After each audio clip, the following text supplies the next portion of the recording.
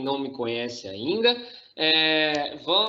Mandem dúvidas, elogios sempre, críticas não precisa ficar muito impelidos a mandarem críticas, tá? Mas elogios a gente gosta bastante. Mandem aí no chat, mandem dúvidas para a professora Alessandra, porque ela compartilha aqui comigo quando for possível, aí a gente responde a essas dúvidas, tá? E vamos trocando a nossa ideia aí, tá bom? Bom, contando uma historinha aqui rápida, né, sobre o Martins lá, um livro dele, Contabilidade de Custos, vem contar essa historinha para a gente. A gente tinha uma contabilidade estritamente financeira ou geral, né, que a gente vai, alguns vão classificar, um pouco antes da Revolução Industrial, um pouco antes não, antes da Revolução Industrial. Acontece que, o que seria essa contabilidade geral, essa contabilidade financeira? O propósito dela era mostrar para pessoas externas, né, a empresa, qual era o resultado dos seus investimentos, dos seus empreendimentos, quando emprestavam dinheiro, né, capital, para algum projeto, para essas entidades. Com a Revolução Industrial, a gente vê o nível de sofisticação de produtos, de processo produtivo, né, exige um maior detalhamento e um acompanhamento sobre o que está sendo gasto para ser fabricado os produtos ou serviços, e assim ter um maior controle, né, sobre o que a empresa está gerando e atingindo ou não os seus objetivos, né? Então, você imagina lá que, na verdade, uma empresa não tem somente um produto, geralmente já tem vários produtos, vários processos produtivos, às vezes um único produto exige vários processos produtivos delicados e detalhados para poder finalizar aquele produto. E claro, né, para ela ganhar competitividade no mercado, né, ter uma vantagem competitiva no mercado, ela necessariamente precisa entender para onde estaria indo os gastos da empresa para, então, fabricar determinado item. E aí, conforme esse nível de detalhamento vai se sofisticando, vai se aprimorando, maior fica a empresa, ela se ramifica, o dono da empresa geralmente já não está mais dentro da empresa, e aí ela começa a abrir capital, né? Outros sócios da empresa, na Bolsa de Valores lá, vão entrar de sociedade. O que acontece é que, para ter maior, então, segurança, né, no que está sendo divulgado, a gente tem o surgimento da auditoria. Então, a auditoria ela vem, olha, vai lá, verifica os resultados da empresa, o processo produtivo, as contabilizações da empresa, os documentos, os contratos, e na hora da divulgação das demonstrações financeiras, ela atesta que aquelas demonstrações são confiáveis e são fidedignas, né? Está em compliance com as normas e tudo mais, gerando essa maior confiança ao investidor que não está dentro da empresa, não consegue as informações num nível mais profundo da empresa. Então, a gente tem, de um lado, né, a contabilidade financeira, a contabilidade geral, que é a contabilidade onde a gente tem a padronização das demonstrações financeiras, balanço patrimonial, DRE, demonstração do fluxo de caixa, enfim, todo DVA, todas as demonstrações. E, de um outro lado, a gente tem a contabilidade de custo e a contabilidade gerencial,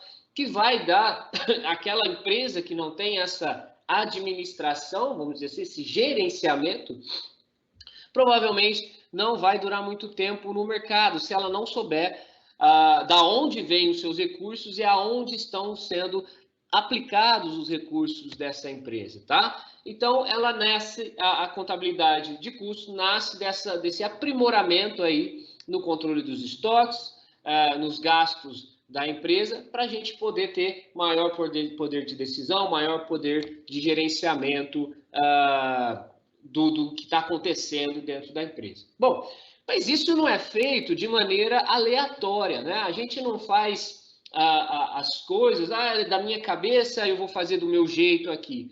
A contabilidade de custo, ela vem desde então sendo estudada, pesquisada, a cada novo artigo, a cada ano existe um aprimoramento de técnica de controle interno, de técnica gerencial, de indicador diferente. E aí o Martins traz para a gente que para a gente praticar minimamente o correto do que é os custos, a contabilidade gerencial, a análise dos custos, a gente tem alguns princípios para ser seguidos, né? Para serem seguidos aí. O primeiro dele é o princípio do registro pelo valor original. O que isso vai dizer? Olha, o valor que eu comprei os meus produtos, o valor que eu comprei a minha matéria-prima, o contrato com o meu funcionário, vai ficar contabilizado, vai ficar registrado pelo valor original. Qual que é o valor original? O valor dessa compra, o valor de custos, né, adquirido pela empresa. E aí, claramente, considerado impostos, aqueles recuperáveis e não recuperáveis e tal, para registrar, para atestarmos o valor do produto. Então, se eu tiver comprado um produto há 6 meses atrás, 10 meses atrás, por R$100, não importa o quanto está a inflação, e hoje em dia nós estamos tendo uma inflação um pouco maior, ele vai ficar registrado por R$100. Quando a gente for divulgar os resultados, o que a gente abate lá na nossa demonstração do resultado, como custo da mercadoria vendida, é o valor desses R$100 que foi comprado há 6, 10, 12 meses atrás, tá? Mas isso não é bom, né, Lucas? Porque temos uma inflação e esse dinheiro de R$100 há 12 meses atrás, por exemplo, ele já não há mais os mesmos R$100 de hoje, realmente. E aí fica uma orientação de que, gerencialmente, você controle, caso a inflação esteja em valores realmente relevantes, né? A gente controle essa perda de capacidade de compra, de poder de compra da moeda, e precifique isso no final, o produto, né? 12 meses depois, no caso, vendendo agora, se for o caso, tá certo? O outro é o princípio da competência. Então, a gente vai registrar os gastos ou as receitas no momento em que ocorre. Então, não é um regime de caixa. Então, posso ter comprado um produto agora, uma matéria-prima, a qual eu vou pagar daqui 6 meses, né? Eu vou pagar daqui 6 meses, então, na verdade, o evento eu vou registrar agora, e não quando eu for pagar daqui 6 meses. Ou eu fiz uma venda agora, mas vou receber daqui 4 meses. A receita vai ser contabilizada agora e não daqui 4 meses, tá certo? O outro princípio é o princípio da prudência, ou ainda chamado, em algumas vezes, de conservadorismo, né? Ser conservador, o contador ali, no sentido de que eu vou reconhecer mais prontamente os custos em maior valor, os gastos, custos e despesas em maior valor, e mais demoradamente as receitas. Eu vou ter critérios mais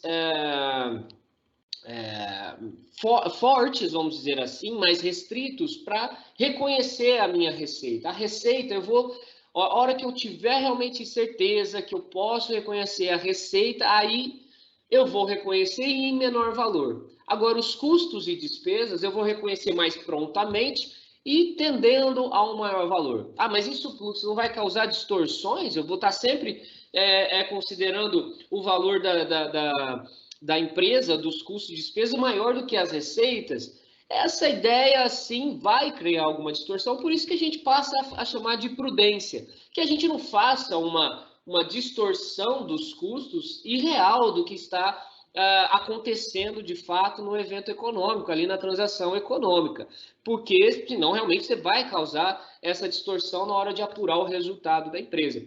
O ideal é, como a gente fala, né? Bom, eu vou receber uma comissão daqui no mês que vem. E aí você já gasta tudo agora esperando essa comissão do mês que vem. Chega o mês que vem, né? O mês vigente aí, e aí você não recebe a comissão por atraso, por algum problema, por cancelamento, qualquer coisa do fato, e aí você fez um gasto sem ter o dinheiro na mão. Essa é a ideia. Então, a contabilidade é, olha, calma, não gaste tudo, calma, não aceite a receita, que você não sabe se vai ter mesmo essa receita e já começa a gastar. Tenha prudência na hora de apurar os seus resultados, tá? Dentre outros princípios, eu ressaltaria aqui, o princípio da materialidade, né, ou da relevância até, né, que é a questão de eu não vou gastar recursos para controlar custos que geralmente seriam muito irrelevantes frente aos gastos, ao custo do todo, do produto todo, da empresa toda. Então, eu costumo colocar como exemplo, a gente tem uma empresa que fabrica cadeiras, e nessas cadeiras vão grampinhos ali para colarem, fixarem o tecido na cadeira. E aí você tem vários produtos, tecido, estofado, ferro e a madeira na cadeira. Você acha que seria relevante você gastar recursos para verificar quantos grampos estão indo em cada cadeira? Ah, tem que ir 20 grampos. Nessa aqui veio 21, não pode. Volta a cadeira para o processo de produção. Nessa aqui veio 19, volta a cadeira para o processo de produção lá no início. Então, seria um gasto de um recurso que é irrelevante para controlar onde o custo do grampinho é irrelevante para eu ter um controle nesse nível, né? Não necessitaria de fazer essa tamanha apropriação dos meus gastos para ter esse tipo de informação. Então, é aquele negócio do custo-benefício de levantar uma informação. Mas será que não, eu vou gastar mais do que o benefício de ter essa informação?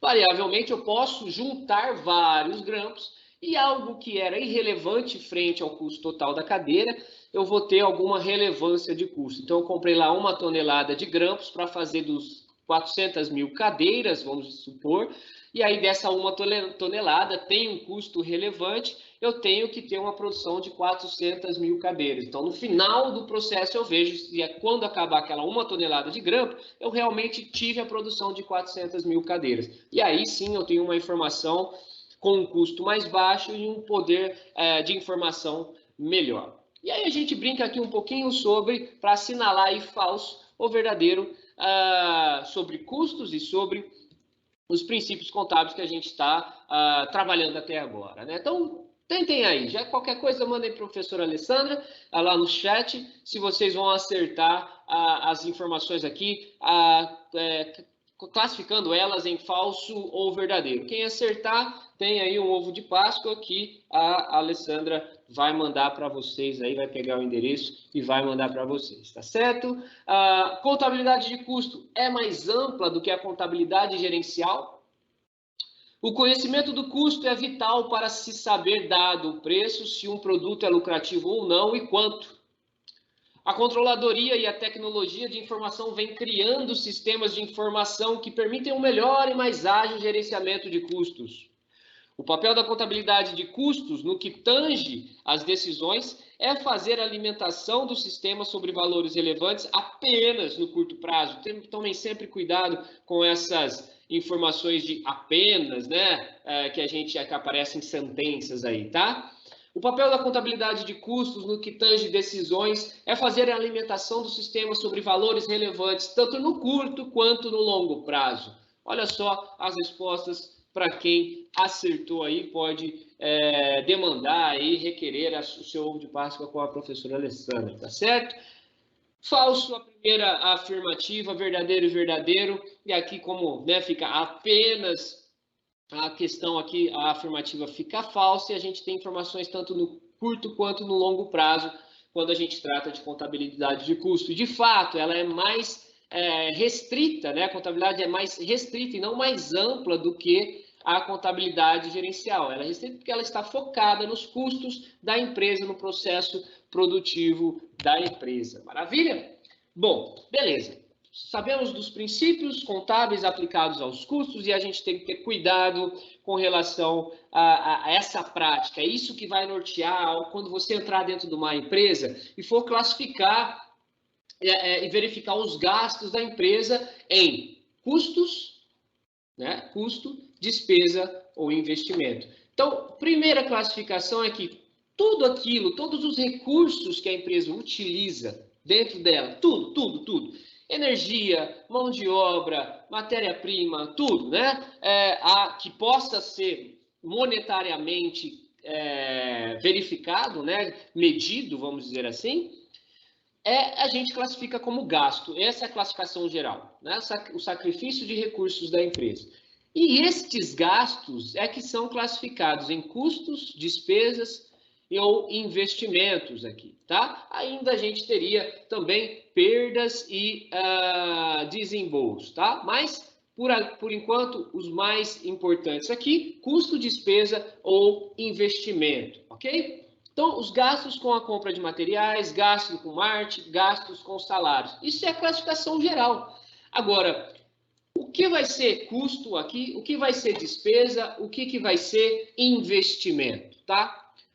Para a gente, então, bem sucintamente, custos são todos os gastos da empresa relativos ao processo produtivo, que tem relação direta ou indireta com o processo produtivo, tá? Isso vai ser classificado, esses gastos vão ser classificados como custos.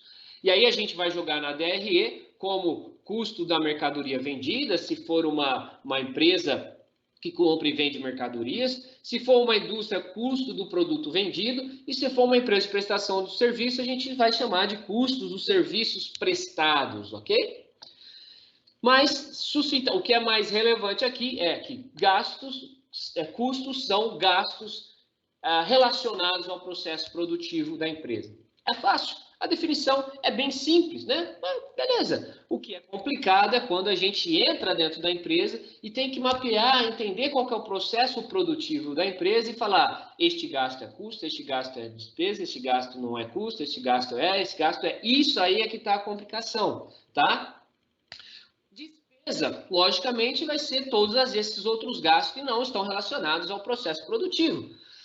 Despesas vão ser os gastos relacionados à parte administrativa ou de vendas da empresa, ou até mesmo os gastos, né, financeiros da empresa. A despesa, a gente vai tratar ela jogando integralmente na DRE. Então, despesas são gastos que estão relacionados à administração, às vendas ou à parte financeira da empresa, né? Separamos. Gastos são ao processo, custos são os gastos ao processo produtivo e despesas são os gastos relacionados à parte administrativa da empresa. Investimento. Pessoal, geralmente nos exercícios vão aparecer lá aquisição de matéria-prima, compra de matéria-prima, aquisição de máquina na produção. Tudo que houver com relação à aquisição, compra, a gente vai classificar como investimento, né? Então, por exemplo, compra de matéria-prima vai ficar registrado lá no ativo circulante da empresa. Quando eu utilizar a matéria-prima, aí vai estar no exercício lá, consumo da matéria-prima. O consumo da matéria-prima, como é matéria-prima, está ligado ao processo produtivo, eu teria, então, um custo. Agora, se eu tiver, por exemplo, a compra de uma máquina de xerox para o marketing, né? Para o pessoal do marketing, e supondo uma empresa de produção de chocolate. Então, o pessoal do marketing não tem relação com o processo produtivo. Essa aquisição da máquina é também um investimento que vai ficar classificado lá no ativo não circulante, no imobilizado. Como que o valor dessa máquina vai afetar os resultados da empresa? Através da depreciação. Como é uma máquina que está relacionada ao marketing, ao departamento de marketing, então a parte administrativa, essa depreciação vai ser despesa. Se fosse uma máquina relacionada ao processo produtivo, a depreciação dessa máquina seria um custo, tá certo? Muito bem, então as despesas vão surgir da necessidade da empresa obter receitas ou simplesmente pela necessidade de funcionar, de se manter trabalhando, né? São classificadas em função das áreas e podem variar ou não em relação ao volume de receitas do período. E aí a gente vai classificar as despesas e também os custos. Mais para frente a gente vai ver num slide aqui esse resumo de gastos, custos variáveis, fixos, despesas fixas e variáveis também. E aí as despesas a gente vai classificar em 4, tá? Despesas administrativas, então, de um modo geral, são relativas às áreas de apoio da empresa, né? Então, tem marketing, administração geral, finanças, contabilidade, recursos humanos. As comerciais ou despesas com vendas vai estar relacionada à comissão de vendas dos vendedores, com propaganda e publicidade, telefone ou em função de vendas, enfim, tudo, frete de entrega, tudo que tiver relacionado à parte de vendas da empresa. As financeiras, geralmente, são aquelas remuneradas, aqueles gastos que são para remunerar capital de terceiros. Os juros, as despesas de juros, né, para pagar juros de empréstimos e financiamentos que a empresa tenha adquirido. E as despesas tributárias, tá, encargos devidos à administração pública em relação a impostos, etc. Tá bom? Muito bem. Uma coisa, ficamos até aqui, então, com os gastos, com os princípios, vimos os princípios, falamos dos gastos, né, que então ali a gente vai ter classificação deles em custos, despesas e investimento, falamos dessa separação, e aqui a gente tem que sabe que no processo produtivo da empresa, ela não consegue utilizar 100% da sua matéria-prima, né, que há resquícios durante o processo produtivo. Alguns desses resquícios a gente chamaria ali de subprodutos, né? Esses subprodutos de um processo produtivo são aqueles produtos que têm mercado ativo, né? Que você consegue vender esses produtos, mas que não é o principal ganho da empresa, né? O principal foco de venda da empresa. Então, por exemplo, sei lá, você está produzindo bolo, e o seu bolo é de festa e tal, mas sempre que você vai produzir um bolo de festa, fica aquelas aparas do bolo, e o pessoal inventou aí, né, criativamente, o bolo de pote. Então, tem lá o bolo de pote, que junta essas aparas, jogam um creme ali e tal, um açúcar e tal, lá, e vende o bolo de pote. Aí se sofisticou, empresas vendem exclusivamente a fabricação de bolo de pote, né? Mas, enfim, pensando numa empresa nessa questão de empresa que o foco seria somente fabricação do bolo. Então, veja que eu tenho um produto, um subproduto ali, em que eu tenho mercado, tá? Essa é a ideia.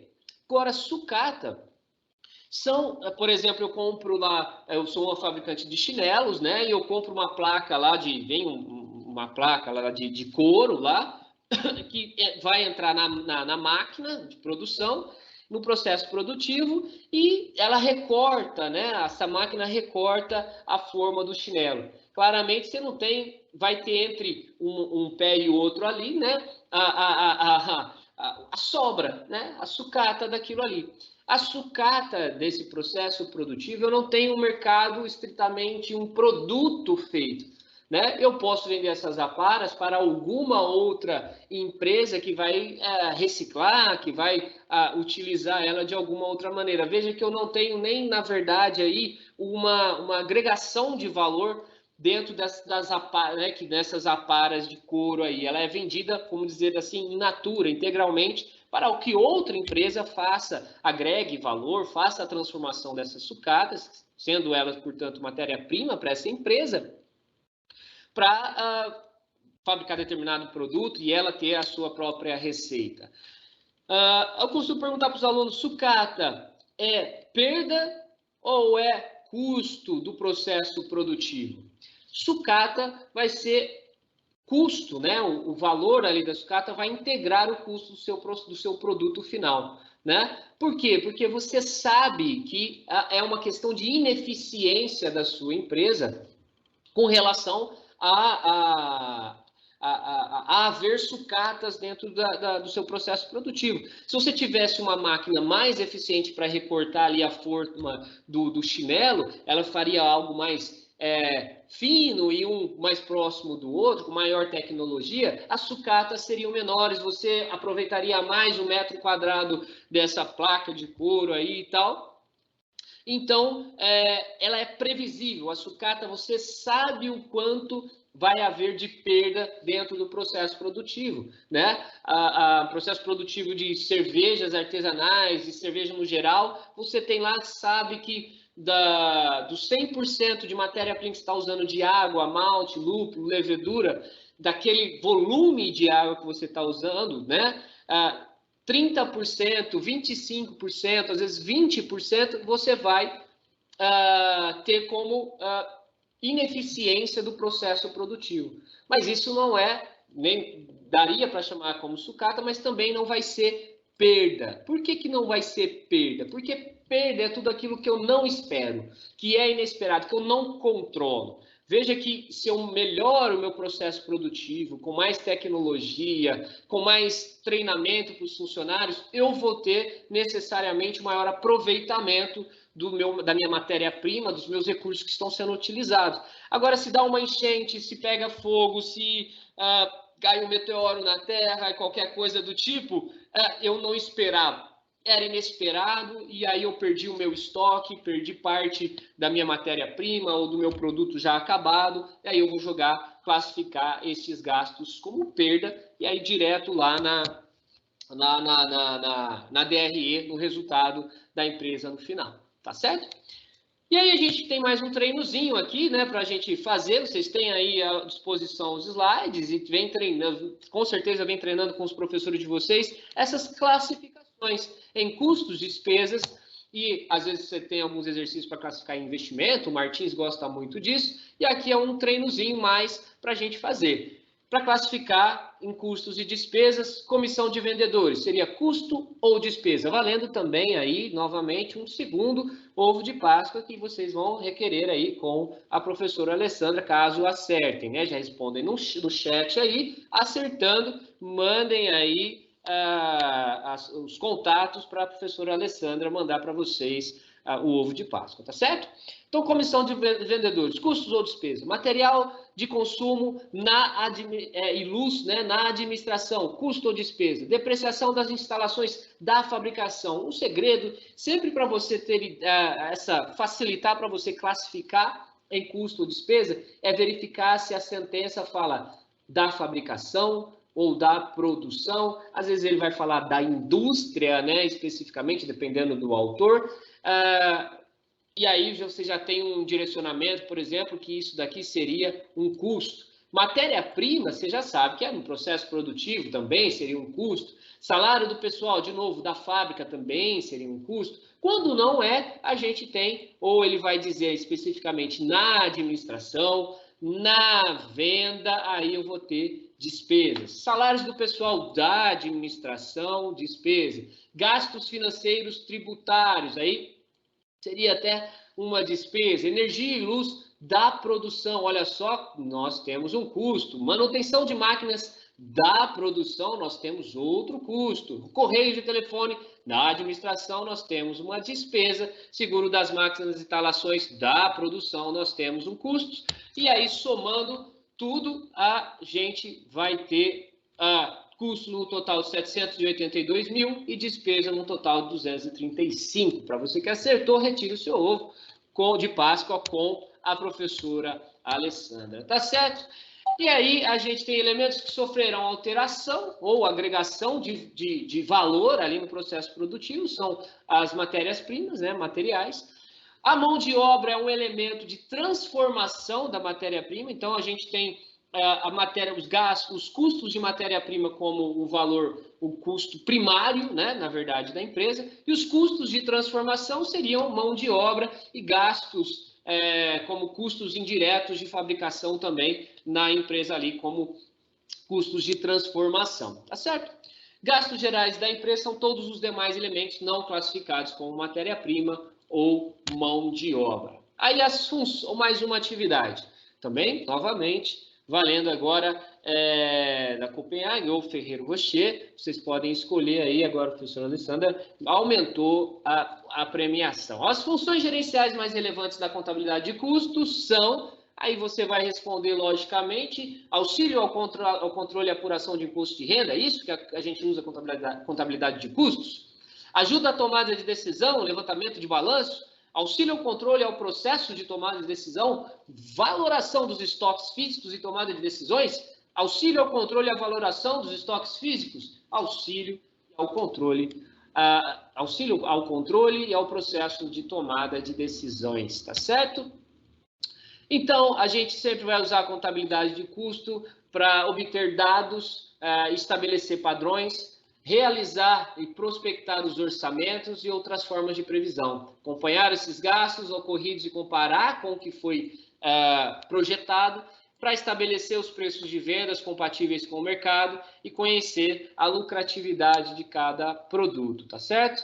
E aí, turma, o que é bastante importante da gente também destacar aqui é que os custos totais de um produto basicamente os custos diretos mais os custos indiretos. Isso é o princípio que rege a contabilização do custeio por absorção, tá? Custeio por absorção, a gente vai alocar os produtos, os custos diretos e os custos indiretos, ou seja, o custo total.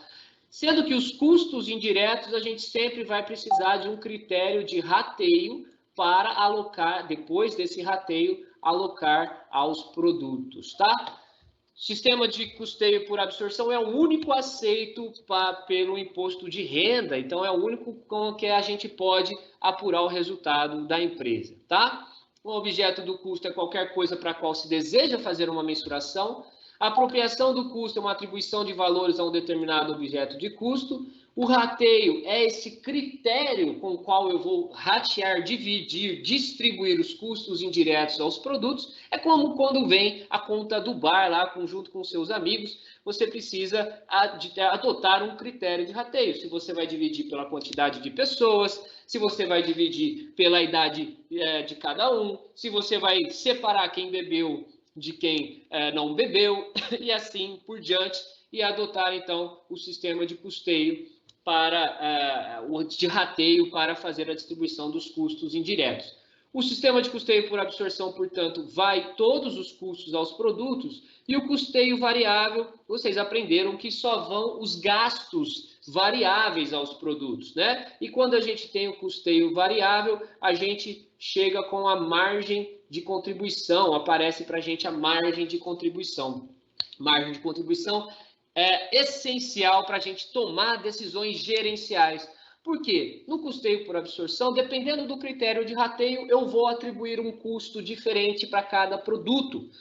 Quando eu uso custeio variável, eu retiro o rateio da jogada, eu atribuo somente os gastos diretos, né, os gastos variáveis aos produtos. E aí eu posso tomar decisões mediante a margem de contribuição de cada produto. Isso tira a subjetividade e isso vai fazer com que você tenha melhores escolhas, um melhor gerenciamento dos gastos da sua empresa, tá certo?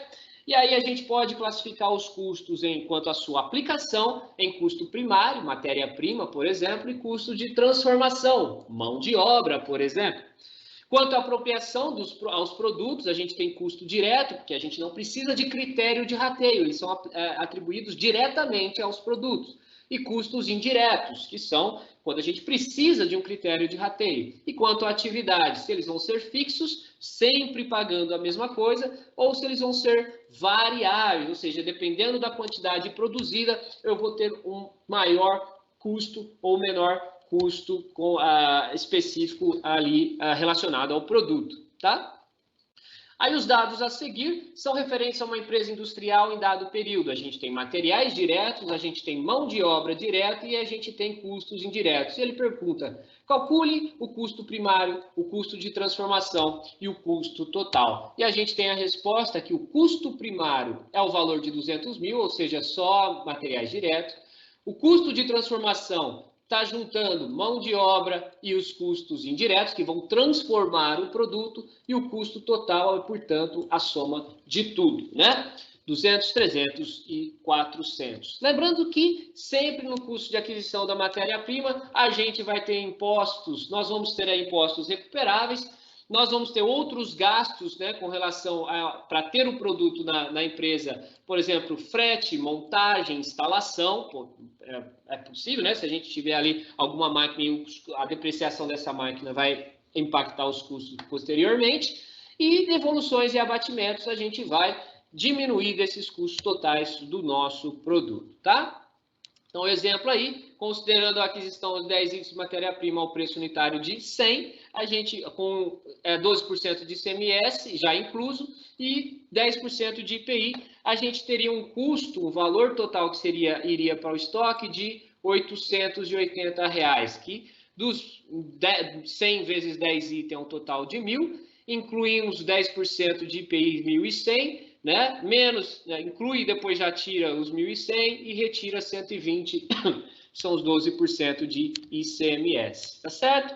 E aí a gente vai ter o inventário periódico e o inventário permanente. O inventário permanente é aquele que a gente acompanha, a gente vai ver como a gente vai fazer, como a gente faz esse acompanhamento, que é pelo método UEPS, PEPS e média ponderada móvel. E o periódico é aquele que a gente espera um período e apura no final do período o quanto que foi o custo da mercadoria vendida através dessa formulazinha aqui, muito importante, muito útil para várias coisas na nossa profissão. A gente vai calcular o estoque, verificar o estoque inicial, mais as compras do período menos o estoque final, e a gente tem então o custo da mercadoria vendida no processo, tá? E aí, no inventário permanente, a gente já vai direto para o exemplo aqui, que a gente tem um inventário pelo método primeiro que entra, primeiro que sai. O outro, que é o último que entra, o primeiro que sai, que é o UEPS. E o MPM, que é o média ponderada móvel. O único aceito aí também para apurar resultado é a gente utilizar o PEPS, tá? O PEPS, que ele é o primeiro que entra, primeiro que sai, que na legislação permitem apenas ele ou a média ponderada móvel. O único que não é aceito, aliás, falei o único, né? O único que não é aceito é o UEPS, porque senão a gente estaria apropriando a um valor de inflação maior sobre o produto e o fisco não quer isso. O fisco quer que você tenha maior resultado e pague mais impostos. Então veja aqui, eu tenho um saldo inicial de 30 carros, compro 10 unidades a R$ 42.000 cada um e vendo depois 3 unidades por R$ 50.000 cada um. No método PEPS, o primeiro que eu tinha no saldo é o que vai sair, as 30 unidades. Então, 3 unidades saíram deste estoque ao valor de R$ 40.000, que é o que ele estava classificado.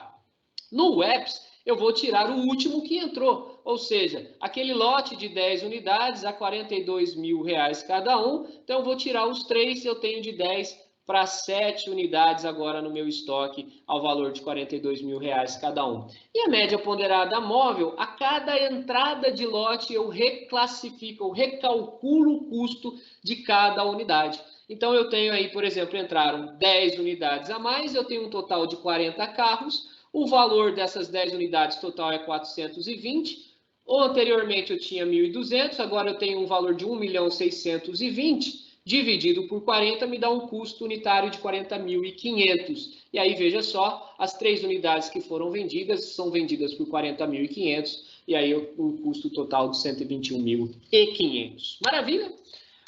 Indo para os finalmente da nossa aula, este gráfico lindo de presente para vocês aí estudarem sobre os custos, né, os que são fixos, ou seja, e despesas fixas não variam conforme a quantidade produzida, é sempre o mesmo valor. Os custos variáveis e as despesas variáveis variam, portanto, né, logicamente, conforme a quantidade produzida. E o custo total é quando eu tenho a soma desses dois aqui, eu tenho os custos e despesas totais.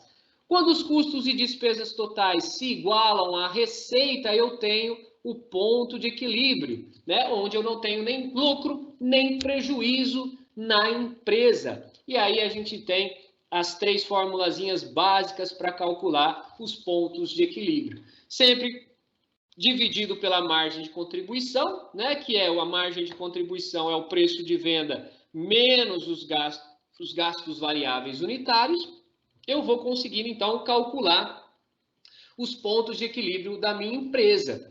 E a margem de segurança, que é determinada mediante a comparação da quantidade ou da receita que está sendo vendida no momento, menos o ponto de equilíbrio contábil da empresa. Eu tenho a minha margem de segurança. Então, por exemplo, se a empresa está vendendo 400 unidades e o seu ponto de equilíbrio é 300 unidades, se ela vende 300 unidades, o resultado dela é 0.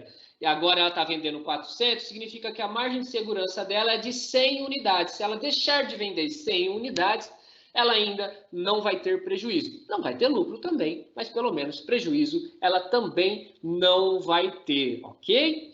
E aí, por último, e já indo para os nossos finalmente, é o grau de alavancagem operacional da empresa. Duas formas de se calcular o grau de alavancagem é através da variação do lucro dividido pela variação da receita. Então, eu vejo o lucro que eu tive num período anterior com o lucro que eu estou tendo agora, comparo essa variação e divido essa variação pela receita que eu tive anteriormente com a receita que eu tive agora e vou ter um resultado, um valor absoluto, né? Pode ser 1,5 vezes, 2 vezes, 3 vezes, 4 vezes, ou seja, se eu tiver um grau de alavancagem operacional de 4 vezes na minha empresa, significa que se eu aumentar a minha receita em 50%, o meu lucro vai ter um aumento em 200%.